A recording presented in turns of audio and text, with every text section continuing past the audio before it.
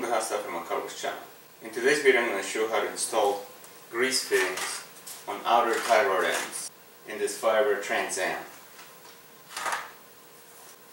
I'm also going to install polyurethane boots to the outer tie rods. If you think about it, most of the vehicles anymore, they're not designed to be maintained. Older vehicles used to have grease fittings on all the joints. Tie rod ends, either arm, pitman arm, ball joints, you name it. As the vehicles got newer and newer, those grease fittings started to disappear. This car is a perfect example. And it's not even that new of a car. The disadvantage of the steering and suspension components that are not greasable is that they're not going to last. You know, eventually they're going to have to be replaced way before the car is worn out. Parts that are greasable usually outlast the body of the car. In a way, it's frustrating the way automakers build the vehicles anymore because they're disposable, basically. Or it just costs you too much to maintain them, which in turn is a problem because a lot of the times it's easier for a person to just get rid of the vehicle and get a new one instead of putting more money on an older car. So this video is going to be very simple. Like I said, I'm going to show you how to install grease fittings on tie rod ends. That way they last a lot longer because there's going to be a lot less friction from metal to metal contact since they're going to have grease on, which makes total sense. So stay tuned and I'm going to show you how easy it is to do it.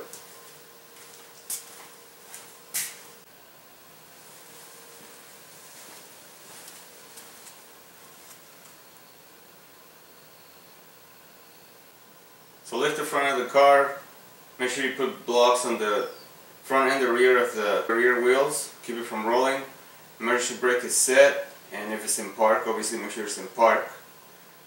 Place some jack stands under the subframe for safety, and remove the front wheels.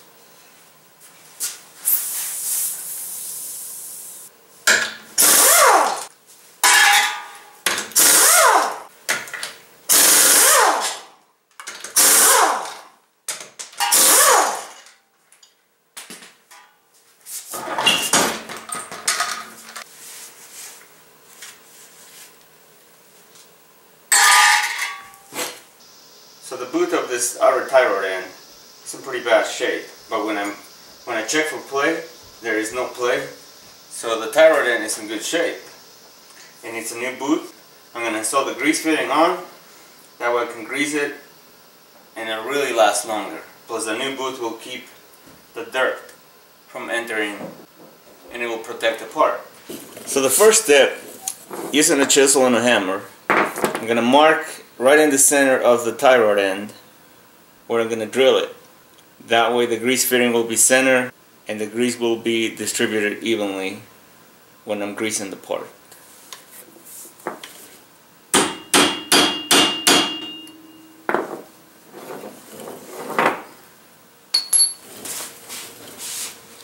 So the next step is to drill a pilot hole with a small drill bit.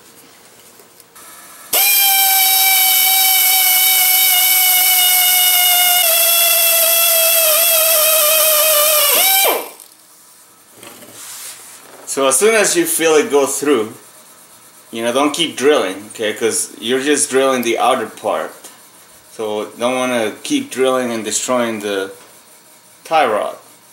So you'll know, just if you paid attention, you know, when I was about to go through it, I felt it go through and I stopped. So before drilling the final hole, what you want to do is locate your grease fitting and see what size it is. So like the one I'm about to use is 1564 is the fitting itself. Now my drill bit needs to be smaller, otherwise this thing is going to be so loose that it's going to fall off. So what I'm going to do is I'm going to use a 1364 drill bit to drill it, and the grease fitting itself, it's got a self-tapper feature anyways, so when I try to put it on, it's going to make its own threads. But that is the key, to use a drill bit that is smaller than the fitting itself, otherwise it's not going to work out. Okay, so I had the correct drill bit and I'm ready to drill the final orifice.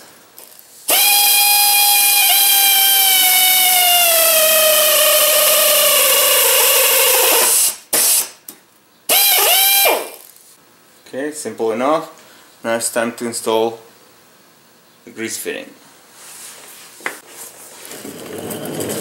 Before installing the grease fitting, just use a magnet to kind of pull any of the shavings that may be inside the tie rod end.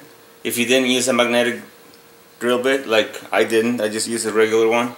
I don't have any shavings, everything fell off, but it's a good idea to do it just in case. So to install the fitting, what you want to do is hold it in place and tap it very slightly with the hammer. Not a whole lot, you don't want to drive it all the way through, but if you tap it a little bit so it stays in place, then you can just finish putting it on with the wrench.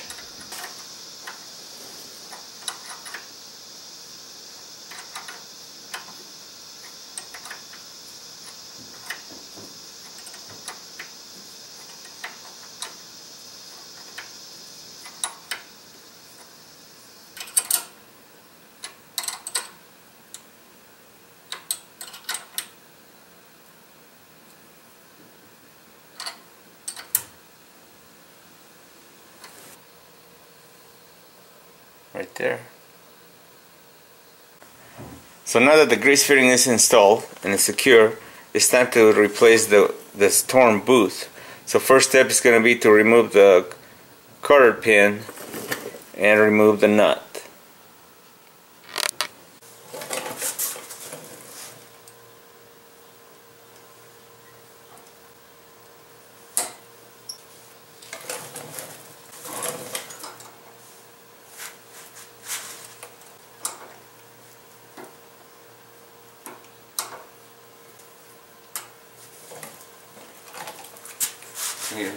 So once the cotter pin has been removed, next step is to loosen the knot. It's not necessary to take it all the way yet, just loosen it up to separate the tie rod from the steering knuckle.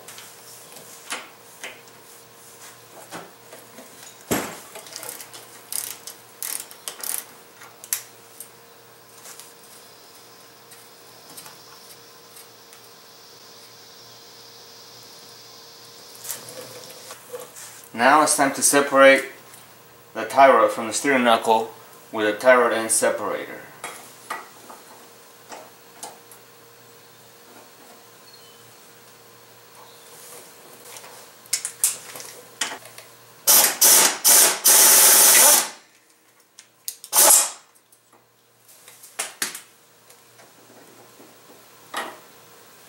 So once the tie rod is loose, just finish removing the knot and separate it from the knuckle.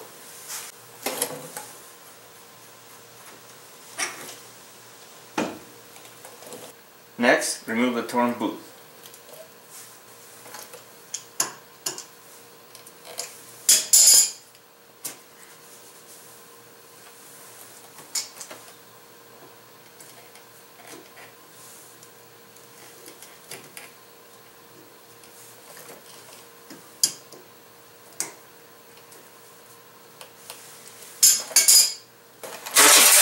Place a pan underneath and clean the dirt if your boot was torn like the one in this one before installing the new boot.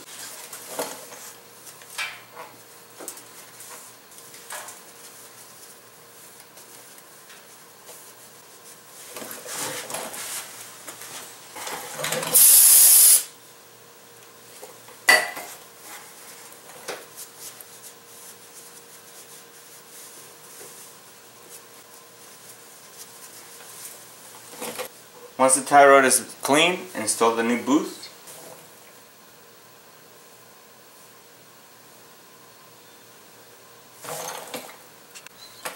Connect it to the steering knuckle.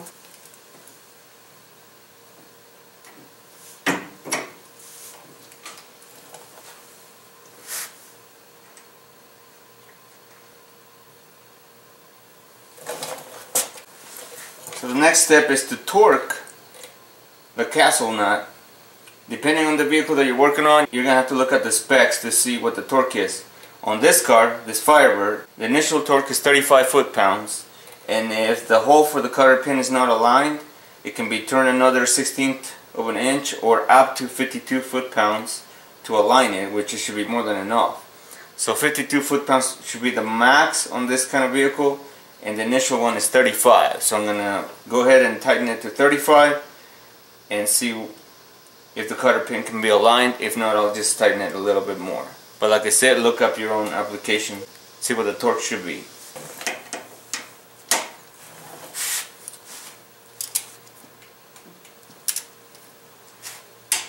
And there it is. You hear it click, like that. Okay, so it looks like the alignment for the cotter pin is dead on, so I don't need to go any farther. I'm just going to install a new cotter pin.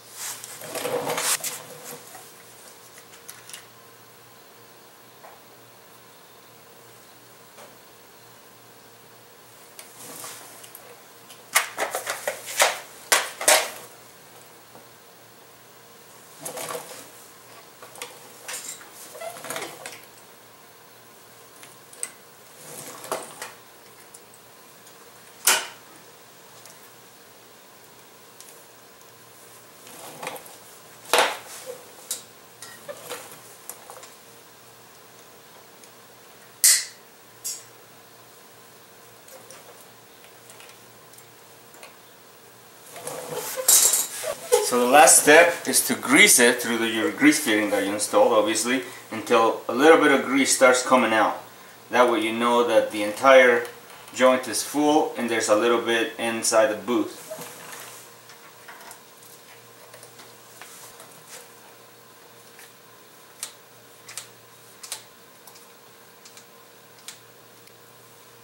Okay, like that. It came out of the other side.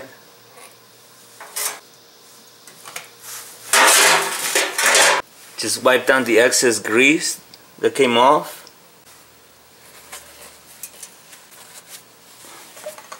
So there you have it. Now you know how to install grease fittings and new boots on your tie rod ends. That way they'll last a lot longer. So all you have to do now is repeat the same steps on the other side and you're good to go. Thanks for watching the video, and we'll see you next time.